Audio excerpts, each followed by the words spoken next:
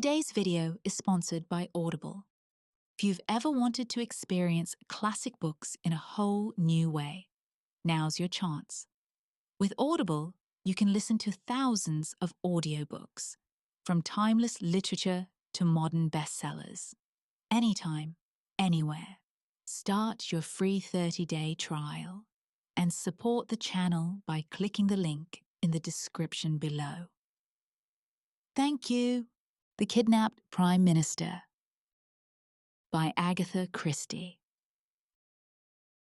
Now that war and the problems of war are things of the past, I think I may safely venture to reveal to the world the part which my friend Poirot played in a moment of national crisis. The secret has been well guarded. Not a whisper of it reached the press. But now that the need for secrecy has gone by, I feel it is only just that England should know the debt it owes to my quaint little friend, whose marvellous brain so ably averted a great catastrophe. One evening after dinner, I will not particularize the date. It suffices to say that it was at the time when peace by negotiation was the parrot cry of England's enemies. My friend and I were sitting in his rooms. After being invalided out of the army, I had been given a recruiting job, and it had become my custom to drop in on Poirot in the evenings after dinner and talk with him of any cases of interest that he might have on hand. I was attempting to discuss with him the sensational news of that day, no less than an attempted assassination of Mr. David McAdam, England's Prime Minister. The account in the papers had evidently been carefully censored. No details were given, save that the Prime Minister had had a marvellous escape, the bullet just grazing his cheek. I considered that our police must have been shamefully careless for such an outrage to be possible. I could well understand that the German agents in England would be willing to risk much for such an achievement. Fighting Mac, as his own party had nicknamed him, had strenuously and unequivocally combated the pacifist influence which was becoming so prevalent. He was more than England's Prime Minister. He was England. And to have removed him from his sphere of influence would have been a crushing and paralyzing blow to Britain. Poirot was busy mopping a grey suit with a minute sponge. Never was there a dandy such as Hercule Poirot. Neatness and order were his passion.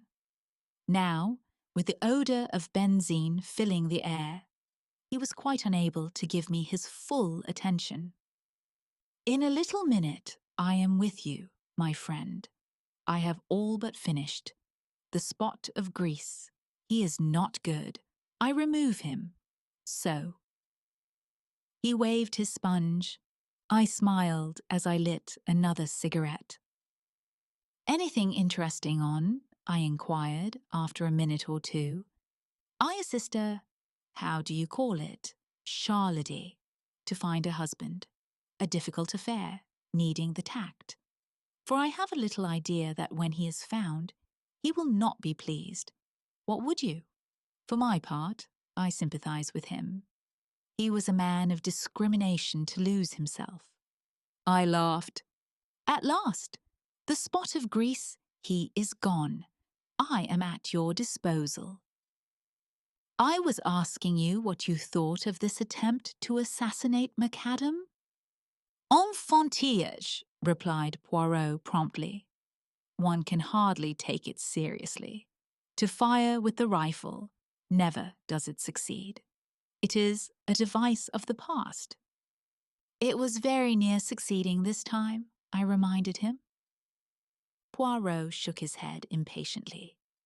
He was about to reply when the landlady thrust her head round the door and informed him that there were 2 gentlemen below who wanted to see him.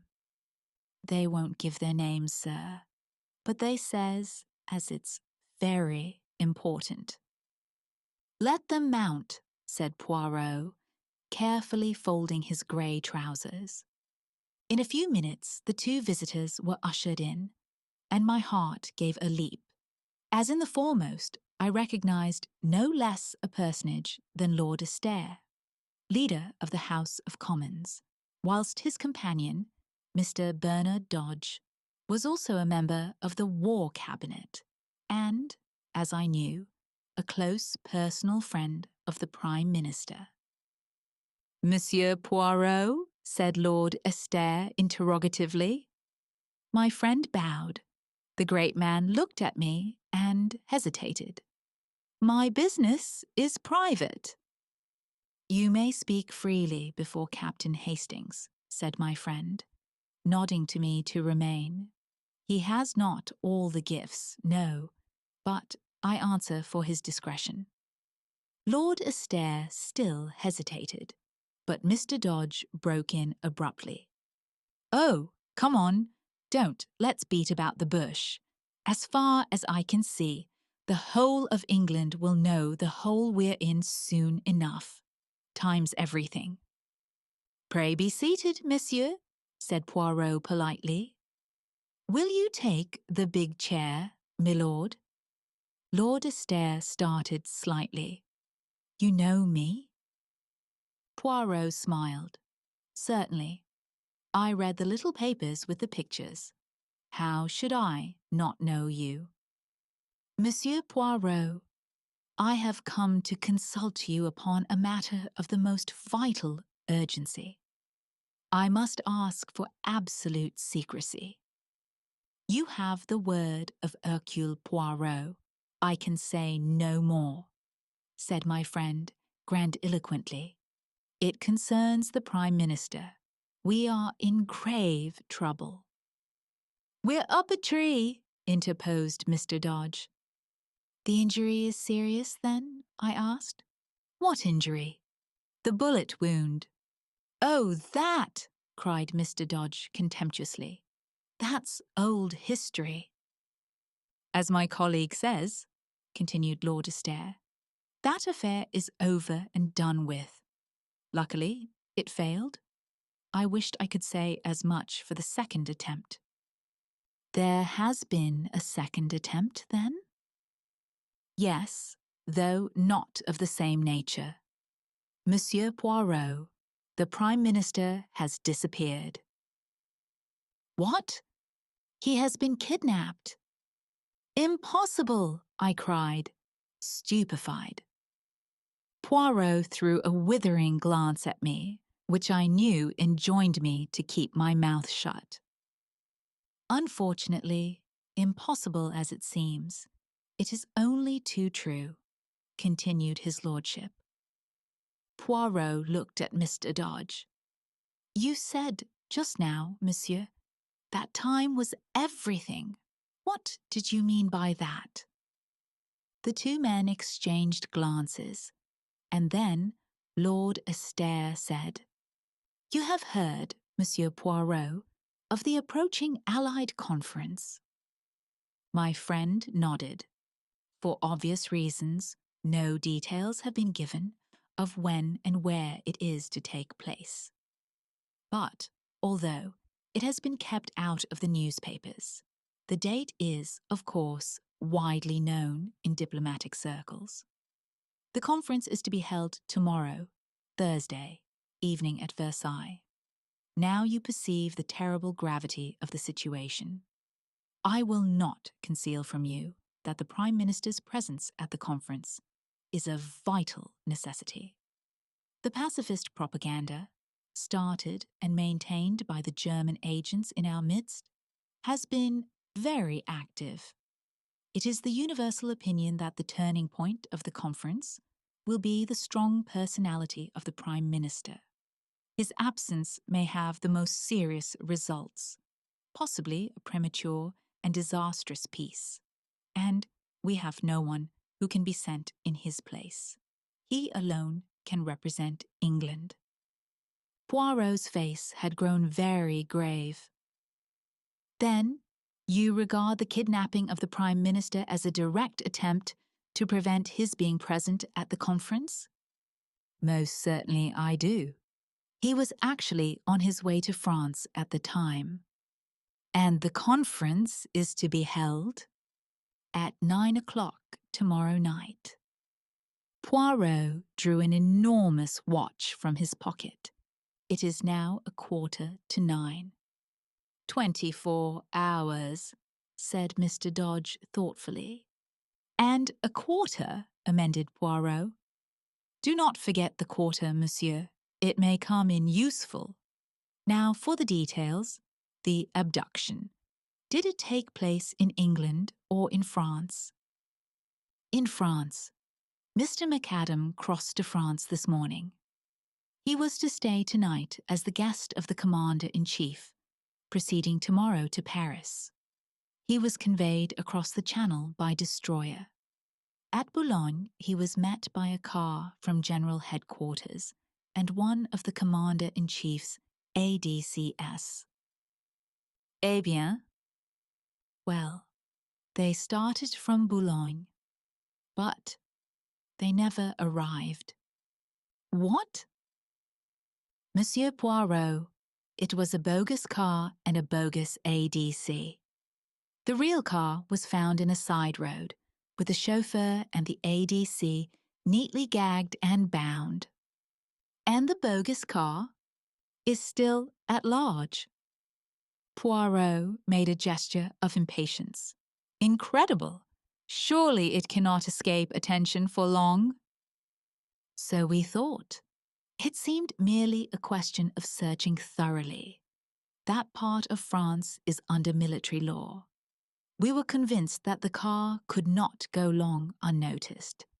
The French police and our own Scotland Yard men and the military are straining every nerve. It is, as you say, incredible, but nothing has been discovered. At that moment, a tap came at the door, and a young officer entered with a heavily sealed envelope, which he handed to Lord Astaire. Just through from France, sir. I brought it on here, as you directed. The minister tore it open eagerly and uttered an exclamation. The officer withdrew. Here is news at last. This telegram has just been decoded. They have found the second car, also the secretary, Daniels, chloroformed, gagged and bound, in an abandoned farm near Sioux. He remembers nothing, except something being pressed against his mouth and nose from behind, and struggling to free himself. The police are satisfied as to the genuineness of his statement. And they have found nothing else? No. Not the Prime Minister's dead body. Then there is hope. But it is strange. Why, after trying to shoot him this morning, are they now taking so much trouble to keep him alive? Dodge shook his head. One thing's quite certain. They're determined at all costs to prevent his attending the conference. If it is humanly possible, the Prime Minister shall be there. God grant it is not too late. Now, messieurs, recount to me everything, from the beginning. I must know about this shooting affair as well. Last night, the Prime Minister, accompanied by one of his secretaries, Captain Daniels, the same who accompanied him to France. Yes, as I was saying, they motored down to Windsor, where the Prime Minister was granted an audience. Early this morning, he returned to town, and it was on the way that the attempted assassination took place. One moment, if you please. Who is this Captain Daniels? You have his dossier? Lord Astaire smiled. I thought you would ask me that. We do not know very much of him. He is of no particular family. He has served in the English army and is an extremely able secretary, being an exceptionally fine linguist.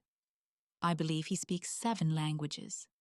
It is for that reason that the Prime Minister chose him to accompany him to France. Has he any relatives in England? 2 aunts, a Mrs. Everard, who lives at Hampstead, and a Miss Daniels, who lives near Ascot. Ascot? That is near to Windsor, is it not? That point has not been overlooked, but it has led to nothing. You regard the Capitaine Daniels, then, as above suspicion? A shade of bitterness crept into Lord Estaire's voice as he replied, "No, Monsieur Poirot. In these days, I should hesitate before I pronounced anyone above suspicion." Très bien. Now I understand, milord, that the Prime Minister would, as a matter of course, be under vigilant police protection, which ought to render any assault upon him an impossibility. Lord Estaire bowed his head. That is so. The Prime Minister's car was closely followed by another car containing detectives in plain clothes. Mr. McAdam knew nothing of these precautions. He is personally a most fearless man, and would be inclined to sweep them away arbitrarily. But, naturally, the police make their own arrangements. In fact, the Premier's chauffeur, O'Murphy, is a CID man. O'Murphy? That is a name of Ireland, is it not so? Yes, he is an Irishman. From what part of Ireland? County Clare, I believe. Tiens. But proceed, my lord. The Premier started for London. The car was a closed one. He and Captain Daniels sat inside. The second car followed as usual. But, unluckily, for some unknown reason, the Prime Minister's car deviated from the main road. At a point where the road curves, interrupted Poirot. Yes, but how did you know? Oh, c'est évident. Continue. For some unknown reason, continued Lord Estaire, the Premier's car left the main road. The police car, unaware of the deviation, continued to keep to the high road. At a short distance down the unfrequented lane, the Prime Minister's car was suddenly held up by a band of masked men. The chauffeur. That brave O'Murphy, murmured Poirot thoughtfully. The chauffeur, momentarily taken aback, jammed on the brakes. The Prime Minister put his head out of the window. Instantly, a shot rang out. Then another. The first one grazed his cheek. The second, fortunately, went wide. The chauffeur, now realizing the danger, instantly forged straight ahead, scattering the band of men. A near escape, I ejaculated, with a shiver. Mr. McAdam refused to make any fuss over the slight wound he had received. He declared it was only a scratch. He stopped at a local cottage hospital, where it was dressed and bound up. He did not, of course, reveal his identity. He then drove, as per schedule, straight to Charing Cross, where a special train for Dover was awaiting him, and, after a brief account of what had happened, had been given to the anxious police by Captain Daniels, he duly departed for France. At Dover, he went on board the waiting destroyer. At Boulogne, as you know, the bogus car was waiting for him, carrying the Union Jack and correct in every detail. That is all you have to tell me. Yes. There is no other circumstance that you have omitted, my lord? Well, there is one rather peculiar thing. Yes? The Prime Minister's car did not return home after leaving the Prime Minister at Charing Cross. The police were anxious to interview O'Murphy, so a search was instituted at once. The car was discovered standing outside a certain unsavoury little restaurant in Soho, which is well known as a meeting place of German agents. And the chauffeur? The chauffeur was nowhere to be found. He, too, had disappeared. So, said Poirot thoughtfully, There are two disappearances, the Prime Minister in France and O'Murphy in London. He looked keenly at Lord Astaire, who made a gesture of despair. I can only tell you, Monsieur Poirot, that if anyone had suggested to me yesterday that O'Murphy was a traitor, I should have laughed in his face. And today? Today, I do not know what to think. Poirot nodded gravely. He looked at his turnip of a watch again. I understand that I have carte blanche, monsieur. In every way, I mean. I must be able to go where I choose and how I choose. Perfectly. There is a special train leaving for Dover in an hour's time, with a further contingent from Scotland Yard. You shall be accompanied by a military officer and a CID man, who will hold themselves at your disposal in every way. Is that satisfactory? Quite.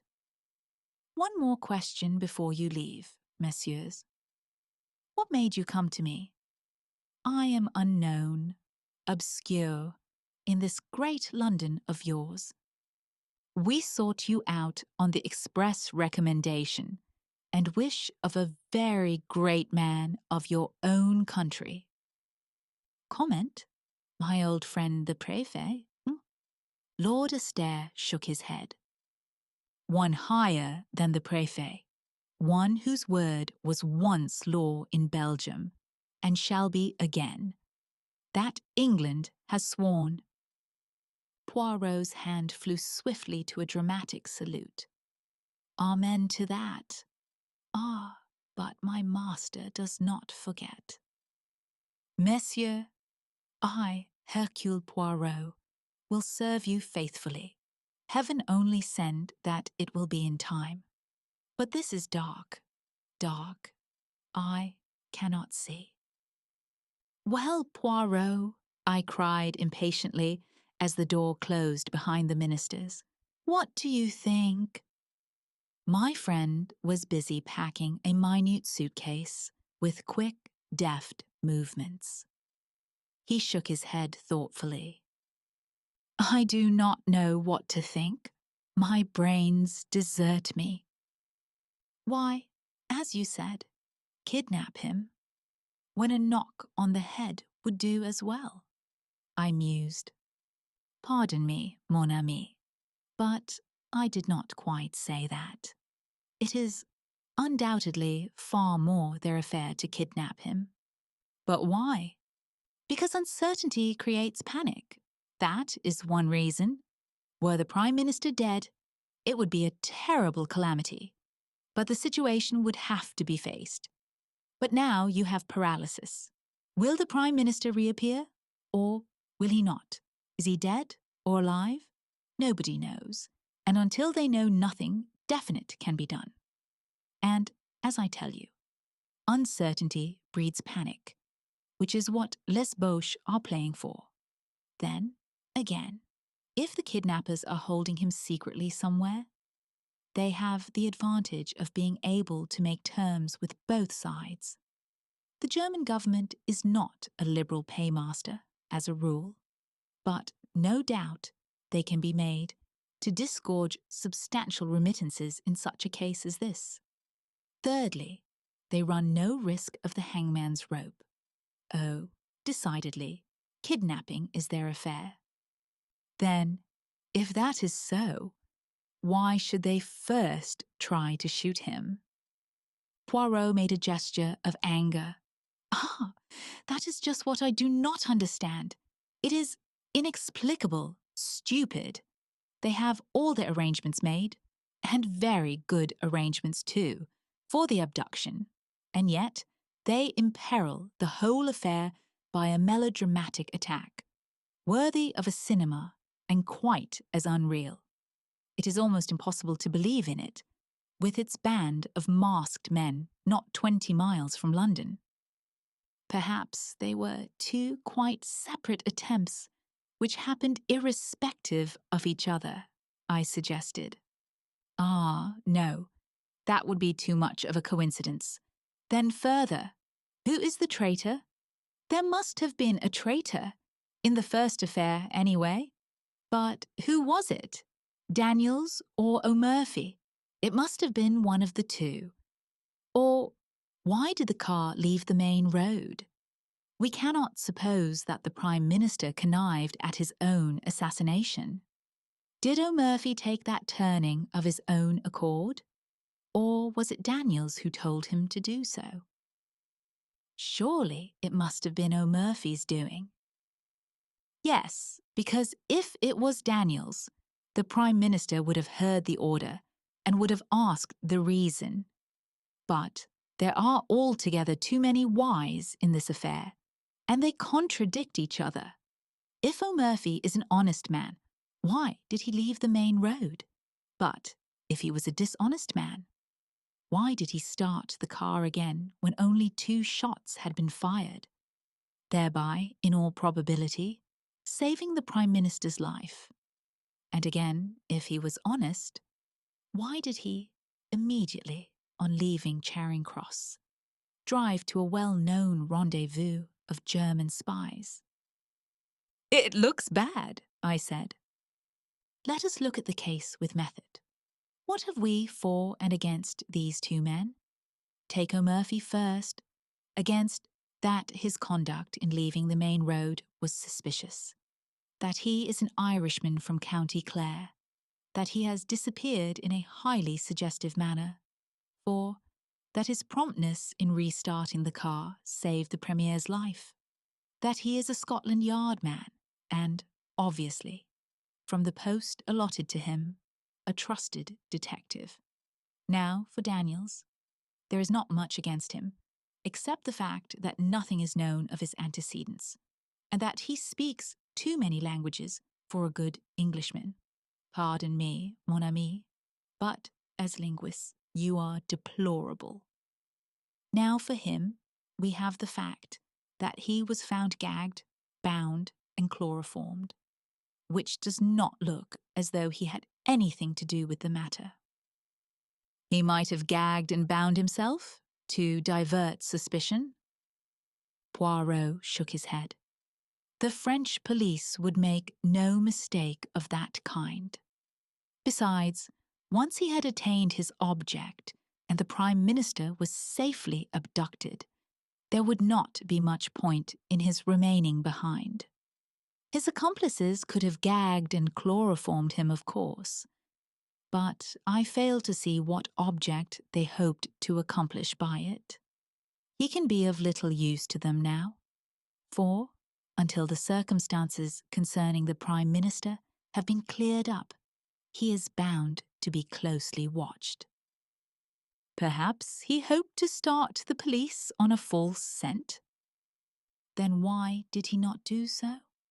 He merely says that something was pressed over his nose and mouth, and that he remembers nothing more. There is no false scent there. It sounds remarkably like the truth. Well, I said, glancing at the clock, I suppose we'd better start for the station. You may find more clues in France. Possibly, mon ami, but I doubt it. It is still incredible to me that the Prime Minister has not been discovered in that limited area, where the difficulty of concealing him must be tremendous. If the military and the police of 2 countries have not found him, how shall I? At Charing Cross, we were met by Mr. Dodge. This is Detective Barnes of Scotland Yard and Major Norman. They will hold themselves entirely at your disposal. Good luck to you. It's a bad business, but I've not given up hope. Must be off now. And the minister strode rapidly away. We chatted in a desultory fashion with Major Norman. In the centre of the little group of men on the platform, I recognized a little ferret-faced fellow, talking to a tall, fair man. He was an old acquaintance of Poirot's, Detective Inspector Japp, supposed to be one of the smartest of Scotland Yard's officers. He came over and greeted my friend cheerfully. I heard you were on this job too. Smart bit of work. So far, they've got away with the goods all right. But I can't believe they can keep him hidden long. Our people are going through France with a tooth comb. So are the French. I can't help feeling it's only a matter of hours now. That is, if he's still alive, remarked the tall detective gloomily. Jap's face fell. Yes, but somehow I've got the feeling he's alive all right. Poirot nodded. Yes, he's alive. But can he be found in time? I, like you, did not believe he could be hidden so long. The whistle blew, and we all trooped up into the Pullman car. Then, with a slow, unwilling jerk, the train drew out of the station. It was a curious journey. The Scotland Yard men crowded together. Maps of northern France were spread out, and eager forefingers traced the lines of roads and villages. Each man had his own pet theory. Poirot showed none of his usual loquacity, but sat staring in front of him with an expression on his face that reminded me of a puzzled child. I talked to Norman, whom I found quite an amusing fellow. On arriving at Dover, Poirot's behaviour moved me to intense amusement. The little man, as he went on board the boat, clutched desperately at my arm. The wind was blowing lustily. Mon Dieu, he murmured. This is terrible. Have courage, Poirot, I cried. You will succeed. You will find him. I am sure of it. Ah, mon ami, you mistake my emotion. It is this villainous sea that troubles me. The mal de mer. It is horrible suffering. Oh, I said, rather taken aback. The first throb of the engines was felt, and Poirot groaned and closed his eyes. Major Norman has a map of northern France, if you would like to study it. Poirot shook his head impatiently. But no, leave me, my friend. See you to think, the stomach and the brain must be in harmony. Lavergier has a method most excellent for averting the mal de mer. You breathe in and out, slowly, so, turning the head from left to right and counting 6 between each breath. I left him to his gymnastic endeavours and went on deck. As we came slowly into Boulogne harbour, Poirot appeared, neat and smiling, and announced to me in a whisper that Lavergier's system had succeeded to a marvel. Jap's forefinger was still tracing imaginary routes on his map. Nonsense. The car started from Boulogne. Here they branched off. Now, my idea is that they transferred the Prime Minister to another car, see? Well, said the tall detective, I shall make for the seaports. 10 to 1. They've smuggled him on board a ship. Jap shook his head. Too obvious. The order went out at once to close all the ports. The day was just breaking as we landed. Major Norman touched Poirot on the arm. There's a military car here waiting for you, sir. Thank you, monsieur. But, for the moment, I do not propose to leave Boulogne. What? No. We will enter this hotel here, by the quay. He suited the action to the word, demanded, and was accorded a private room. We 3 followed him, puzzled and uncomprehending. He shot a quick glance at us. It is not so that the good detective should act, eh? I perceive your thought. He must be full of energy. He must rush to and fro. He should prostrate himself on the dusty road and seek the marks of tires through a little glass. He must gather up the cigarette end, the fallen match. That is your idea, is it not? His eyes challenged us. But I, Hercule Poirot, tell you that it is not so. The true clues are within. Here. He tapped his forehead. See you. I need not have left London. It would have been sufficient for me to sit quietly in my rooms there. All that matters is the little grey cells within. Secretly and silently they do their part. Until suddenly I call for a map, and I lay my finger on a spot. So, and I say, the Prime Minister is there, and it is so. With method and logic, one can accomplish anything. This frantic rushing to France was a mistake. It is playing a child's game of hide and seek. But now, though it may be too late, I will set to work the right way, from within. Silence, my friends, I beg of you. And for 5 long hours, the little man sat motionless, blinking his eyelids like a cat, his green eyes flickering and becoming steadily greener and greener. The Scotland Yard man was obviously contemptuous. Major Norman was bored and impatient, and I myself found the time pass with wearisome slowness. Finally, I got up and strolled as noiselessly as I could to the window. The matter was becoming a farce. I was secretly concerned for my friend. If he failed, I would have preferred him to fail in a less ridiculous manner. Out of the window, I idly watched the daily leave boat, belching forth columns of smoke, as she lay alongside the quay. Suddenly, I was aroused by Poirot's voice, close to my elbow. "Mes amis, let us start." I turned. An extraordinary transformation had come over my friend. His eyes were flickering with excitement. His chest was swelled to the uttermost.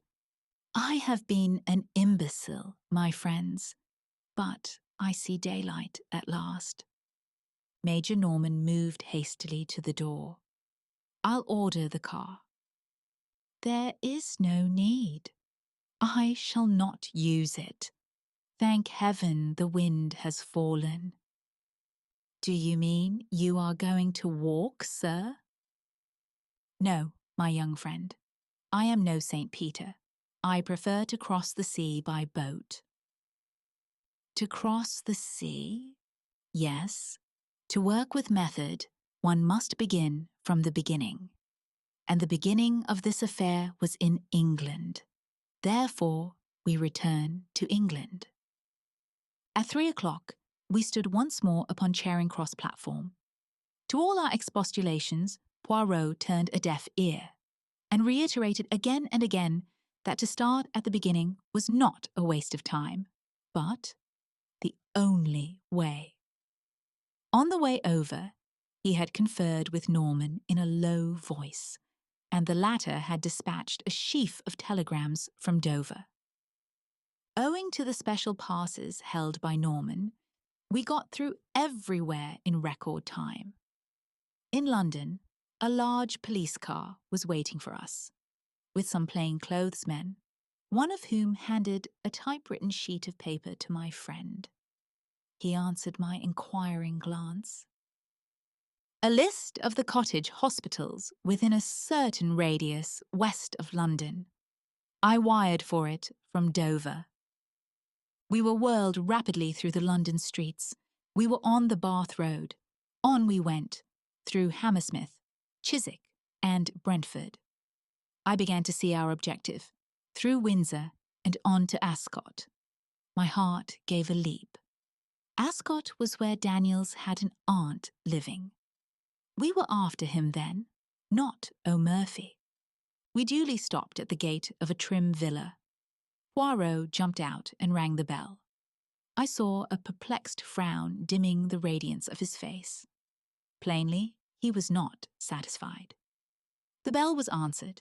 He was ushered inside. In a few moments he reappeared and climbed into the car with a short, sharp shake of his head.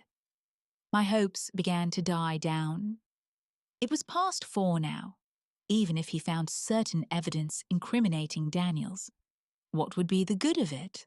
Unless he could wring from someone the exact spot in France where they were holding the Prime Minister. Our return progress towards London was an interrupted one.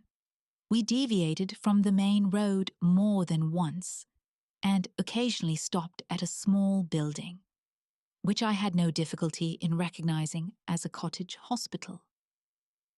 Poirot only spent a few minutes at each, but at every halt, his radiant assurance was more and more restored. He whispered something to Norman, to which the latter replied, "Yes, if you turn off to the left, you will find them waiting by the bridge."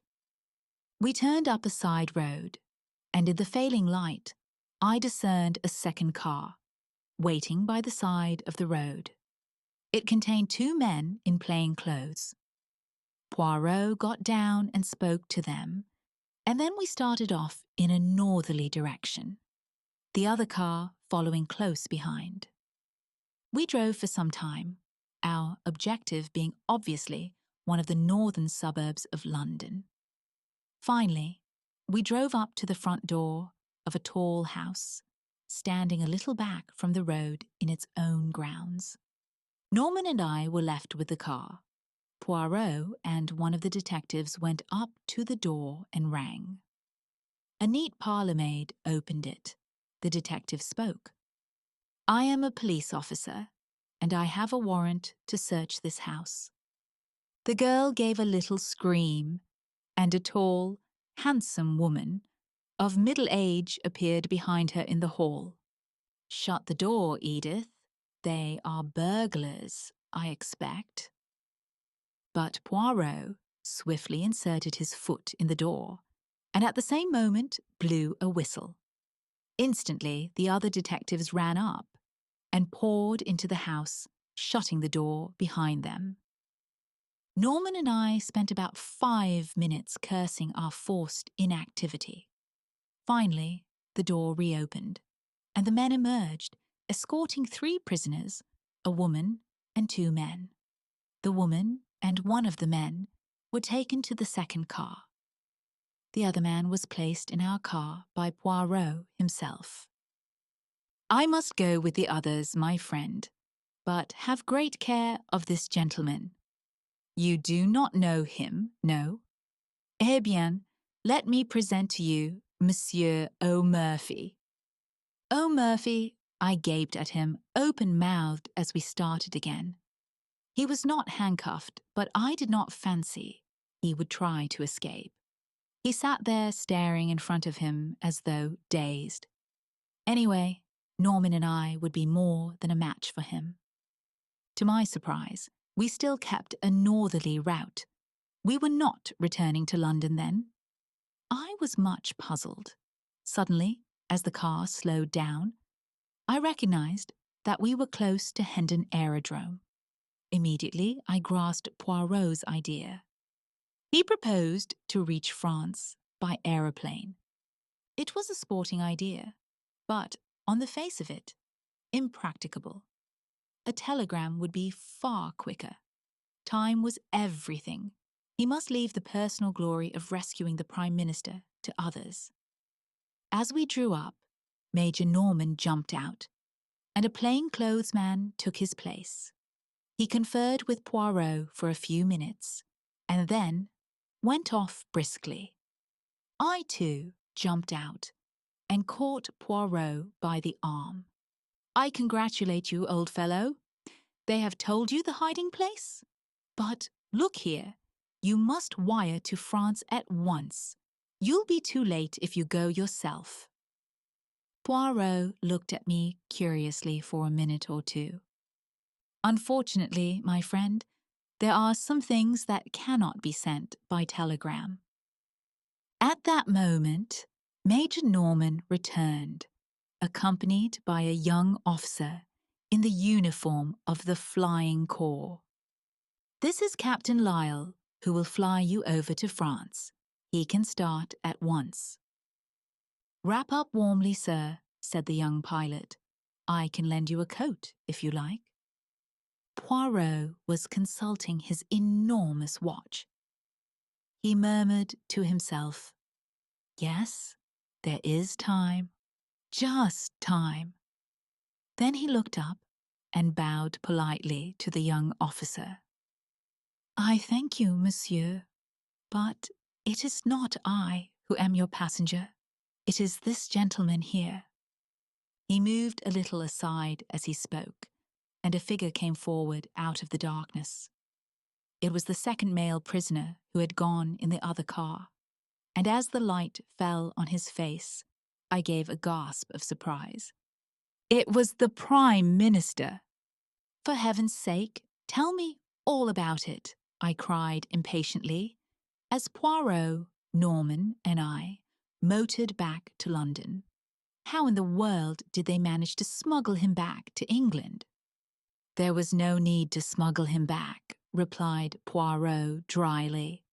"The Prime Minister has never left England. He was kidnapped on his way from Windsor to London." "What?" "I will make all clear. The Prime Minister was in his car, his secretary beside him. Suddenly, a pad of chloroform is clapped on his face. But by whom? By the clever linguistic Captain Daniels. As soon as the Prime Minister is unconscious, Daniels picks up the speaking tube and directs O'Murphy to turn to the right, which the chauffeur, quite unsuspicious, does. A few yards down that unfrequented road, a large car is standing, apparently broken down. Its driver signals to O'Murphy to stop. O'Murphy slows up. The stranger approaches. Daniels leans out of the window and, probably with the aid of an instantaneous anesthetic, such as ethyl chloride, the chloroform trick is repeated. In a few seconds, the two helpless men are dragged out and transferred to the other car, and a pair of substitutes take their places. Impossible! Pas du tout. Have you not seen music hall turns imitating celebrities with marvelous accuracy? Nothing is easier than to personate a public character. The Prime Minister of England is far easier to understudy than Mr. John Smith of Clapham, say. As for O'Murphy's double, no one was going to take much notice of him until after the departure of the Prime Minister, and by then he would have made himself scarce. He drives straight from Charing Cross to the meeting place of his friends. He goes in as O'Murphy. He emerges as someone quite different. O'Murphy has disappeared, leaving a conveniently suspicious trail behind him. But the man who personated the Prime Minister was seen by everyone. He was not seen by anyone who knew him privately or intimately, and Daniels shielded him from contact with anyone as much as possible. Moreover, his face was bandaged up, and anything unusual in his manner would be put down to the fact that he was suffering from shock as a result of the attempt upon his life. Mr. McAdam has a weak throat and always spares his voice as much as possible before any great speech. The deception was perfectly easy to keep up as far as France. There it would be impracticable and impossible. So the Prime Minister disappears. The police of this country hurry across the Channel, and no one bothers to go into the details of the first attack. To sustain the illusion that the abduction has taken place in France, Daniels is gagged and chloroformed in a convincing manner. And the man who has enacted the part of the Prime Minister rids himself of his disguise. He and the bogus chauffeur may be arrested as suspicious characters, but no one will dream of suspecting their real part in the drama, and they will eventually be released for lack of evidence. And the real Prime Minister? He and O'Murphy were driven straight to the house of Mrs. Everard at Hampstead. Daniel's so-called aunt. In reality, she is Frau Bertha Ebenthal, and the police have been looking for her for some time. It is a valuable little present that I have made to them, to say nothing of Daniel's. Ah, it was a clever plan, but he did not reckon on the cleverness of Hercule Poirot. I think my friend might well be excused his moment of vanity. When did you first begin to suspect the truth of the matter? When I began to work the right way, from within. I could not make that shooting affair fit in, but when I saw that the net result of it was that the Prime Minister went to France with his face bound up, I began to comprehend. And when I visited all the cottage hospitals between Windsor and London, and found that no one answering to my description had had his face bound up and dressed that morning, I was sure, after that, it was child's play for a mind like mine.